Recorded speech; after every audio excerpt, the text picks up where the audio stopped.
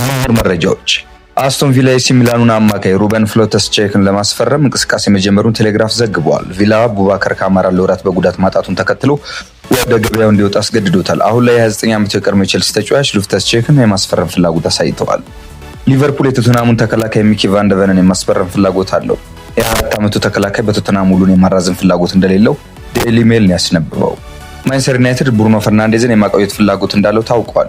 ኤስፒኤን እንደዘገበው ዩናይትድ አምበሉን ቢያንስ ለተጨማሪ አንድ የውድድር ዓመት ማቆየት ይፈልጋል። ተጫዋቹ ከዓለም ዋንጫ ውድድር በፊት ስለ ቆይታው ምንም አይነት ውሳኔ ላይ እንደማይደርስ ለክለቡ አሳውቋል። ብሩኖ ፈርናንዴዝ በክረምቱ የሳውዲ ክለቦች እርሱን ለማስፈረም ጥያቄ ሲያቀርቡለት የክለቡ ኃላፊዎች እንዲቆይ አለመግባባታቸው አበሳጭቶት እንደነበር መናገሩ ይታወሳል።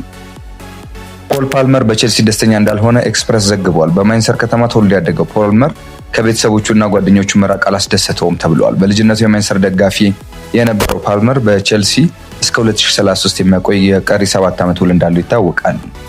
ባርሴሎና በርናንዶ ሲልቫን ለማስፈረም እንቅስቃሴ ጀምረዋል። በማንቸስተር ሲቲ 9 ዓመታት የቆየው በርናንዶ ሲልቫ ቀጣይ ሰኔ ላይ ውሉ ይጠናቀቃል። ይህንንም ተከትሎ ባርሴሎና የ31 ዓመቱን ፖርቱጋላዊ ለማስፈረም በርካታ ጊዜ ሞክሮ እንዳልተሳካለት ናሲዮናል የተሰኘው የስፔን ድረገጽ ያስፈረረው መረጃ ያሳያል።